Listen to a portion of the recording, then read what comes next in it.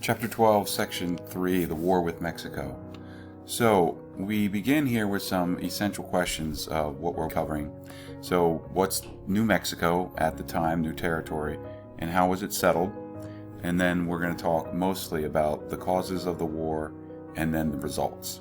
So starting off, we'll talk about how we gain access to those areas. Let's take a look at some maps, and you can sort of see the expansion of the United States. So as of the 1840s, the United States stretches basically right through here. And then, of course, mid-1840s, the annexation of Texas, which we had already covered in 12-2. So the events of 12-3 will bring in this large area here through the acquisition and the defeat of the Mexican government during the Mexican War. So, again, just another map showing you with the overlay of the states that are in there. So we did this for fun here in the classroom. We took a look at this map and then we just sort of played around and saw if you could remember that the present day states of New Mexico, Arizona, Utah, and Nevada were all considered parts of New Mexico territory. Also, portions of Colorado and Wyoming were also portions of what the Mexicans would have referred to as New Mexico territory. California was not considered a portion of New Mexico territory. It was its own separate state.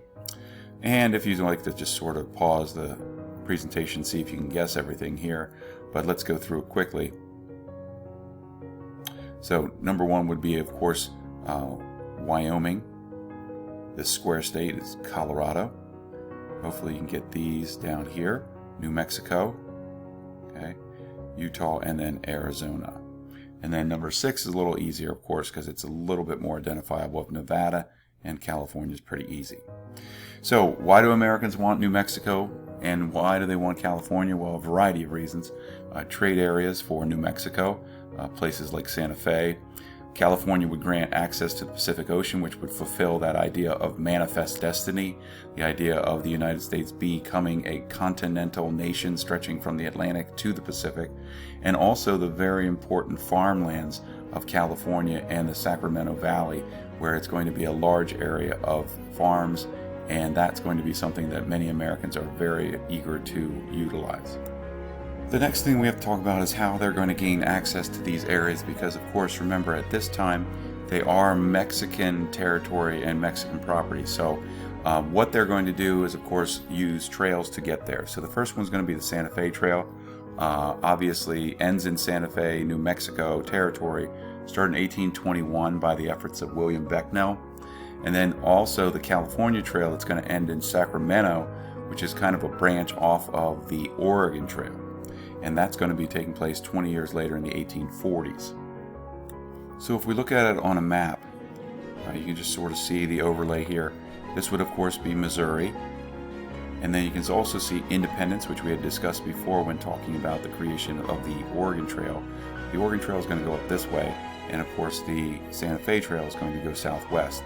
So these things are all happening at the same time. People are heading up towards Oregon and also heading into the New Mexico territory at the time. So you can sort of see the distance from Santa Fe to Independence, about 800 miles. About 3 or 4 months to get there. This kind of travel is a little bit more difficult than up through the area into Oregon, because this is a little drier. You're still going across a lot of plains areas, unknown to many of the pioneers that crossed that area. Just want to show you some pictures to give you an idea of what it would have been like. This obviously would have been Santa Fe. You can sort of see the Spanish influence of the buildings here. That was settled way back in the early 1600s, just right after Jamestown was settled by the English in the east in Virginia. Santa Fe is settled by the Spanish way out in the New Mexico area. And then you can also see life on the trail. You can see covered wagons, those type of things, and obviously people are leading them through. So it just gives you an idea of what it would have looked like. So the next thing is we just want to remind you that, of course, this whole area was settled by the Spanish dating way back to Columbus. We talk about the influence of Spanish culture and Spanish influence up through Mexico into the southwestern part of the United States, through the areas of current-day Texas. Before moving on with the war, we have to remember that the Spaniards had been in Mexico and the southwestern part of the United States for more than 200 years. So it dates way back to the idea of these people known as conquistadors, and you can sort of see their names kind of looping around through here. They're up through Mexico. This is Coronado's discovery and basically travels.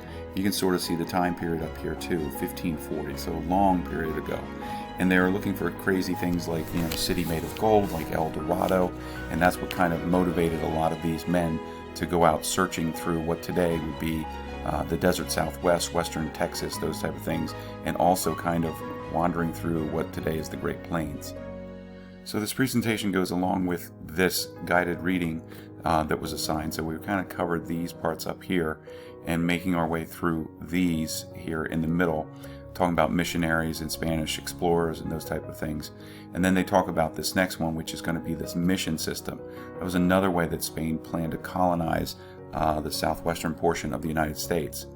So if you look right here, the idea of the mission system covers two responsibilities. They can claim an area, and they can also spread the Roman Catholicism. So I want to show you some examples of what we're talking about here as far as the mission system. So if you look at this map, obviously this is California, and you can sort of see the numerous places that were set up by this one priest, one monk whose name was Junipero Serra, and the 9 different missions that he had founded, which was then northern Mexico, province of California. And so one that you would know of, obviously, right off would be San Diego. So if you look at this picture right here, this is the mission at San Diego. So this would start way, way back in 1769, even before the American Revolution. And then you have another one here. This would be in San Francisco. This is what they refer to as the Mission District. And then I just picked another one that was San Juan Capistrano down here. You see where number 7 is. So you can sort of see, again, the Spanish influence here. A lot of kids see the remembrance of the Alamo, because remember that was a Spanish mission as well. So it gives you an idea of what the influence and the power of religion was in the early settlement of California by the Spaniards. These next pictures just sort of show some other missions that are currently in Los Angeles. So this is the San Gabriel mission.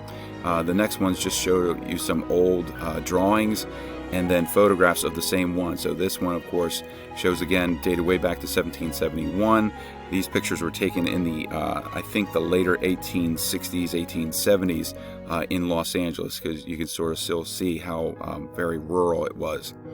So during that same time period, we also have Americans moving in, but like we said, to Santa Fe and then California. So at this time, it is Mexican area, but it is being filled in with American immigrants who are leaving the United States and moving into the southwestern portion of the United States, but what was Mexican territory.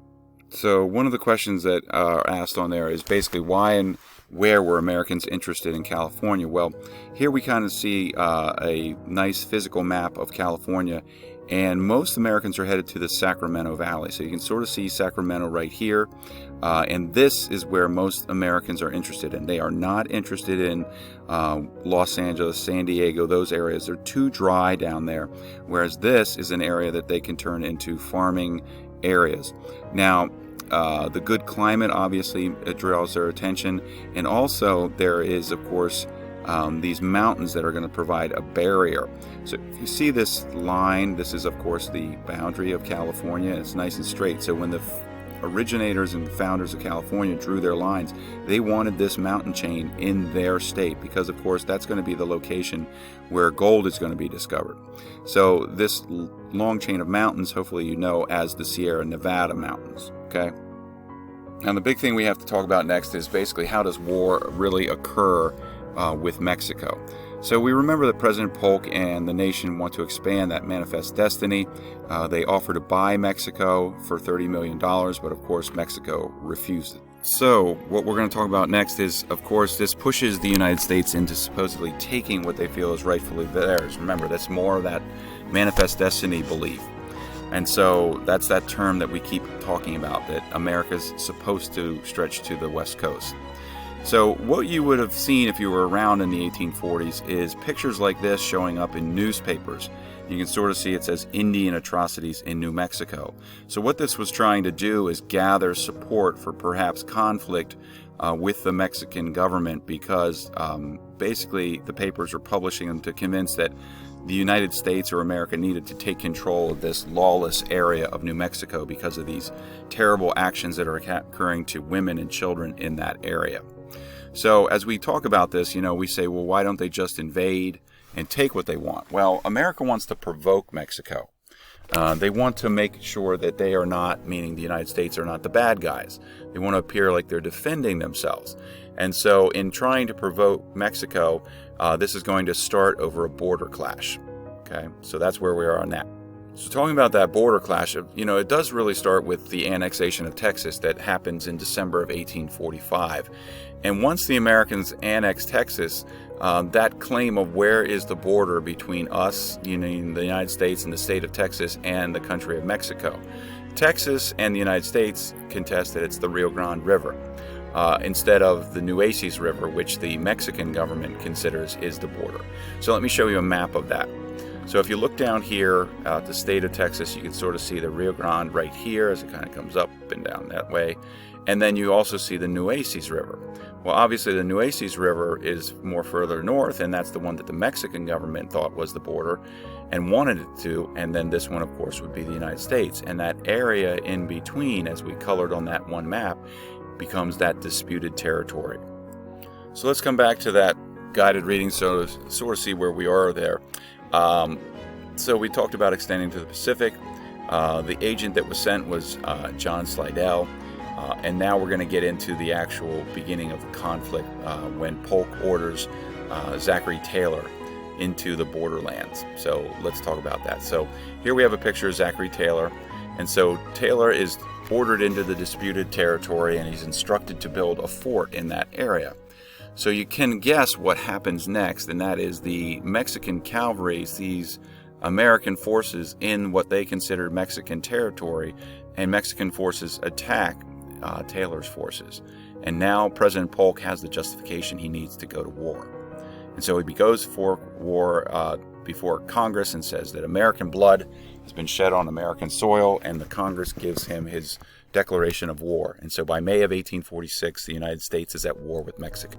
So if we see on the sheet, the American people are, and number 13 is divided.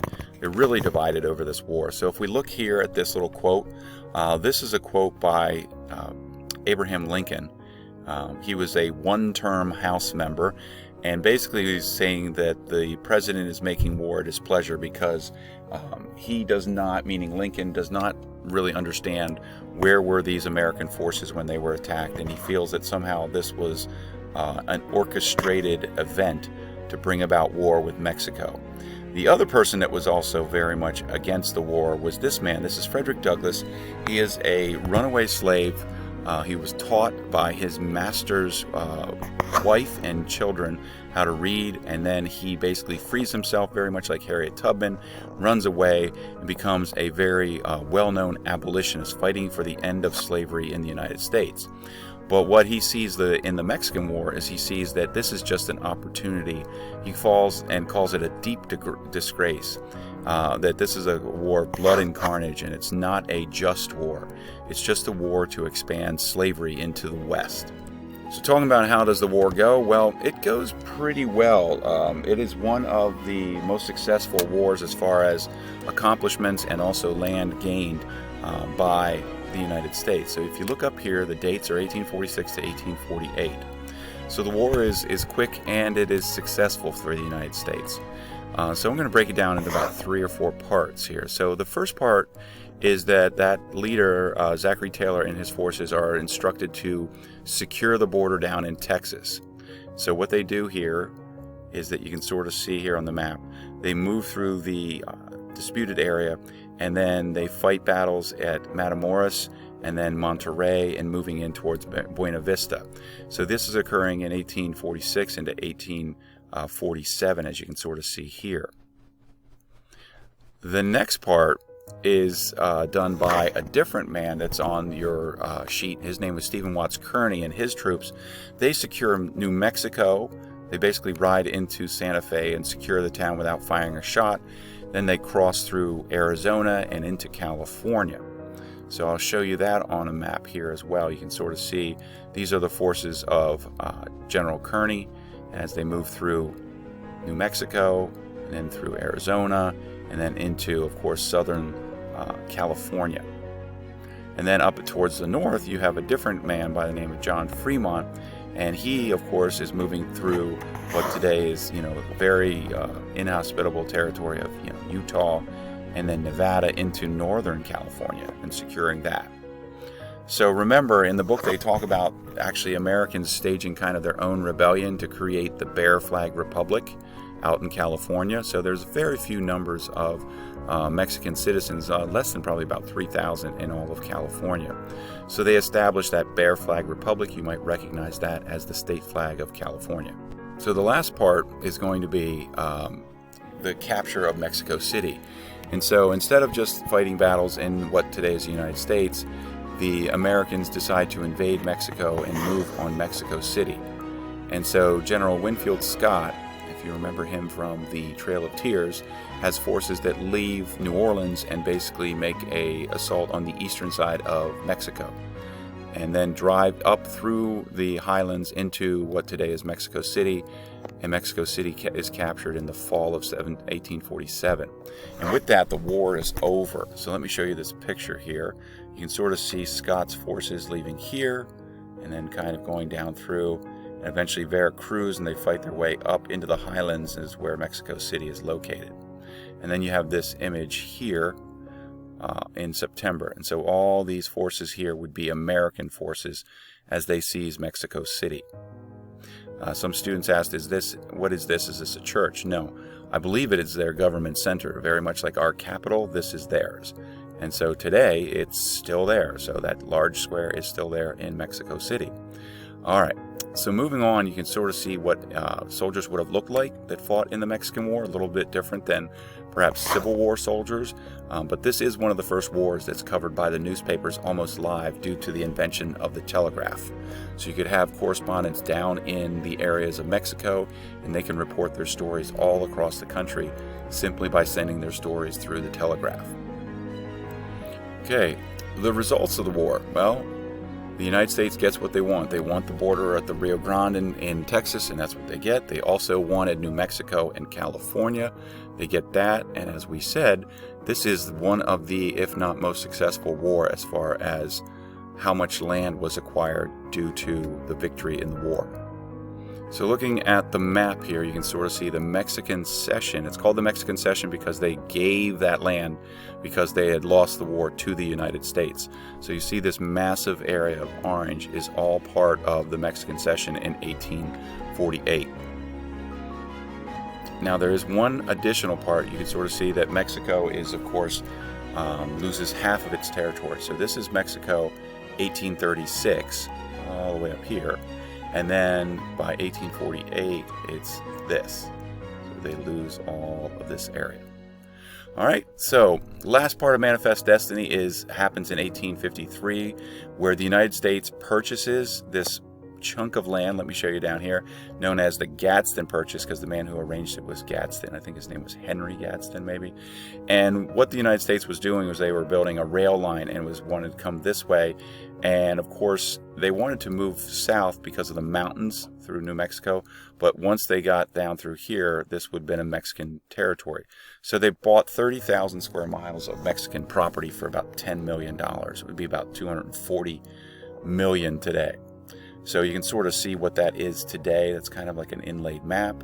And then you can sort of see it today. So if you've ever heard of Tucson, Arizona, you can sort of see that's part of what is the Gadsden Purchase. So there we end Chapter 12, Section 3, The War with Mexico.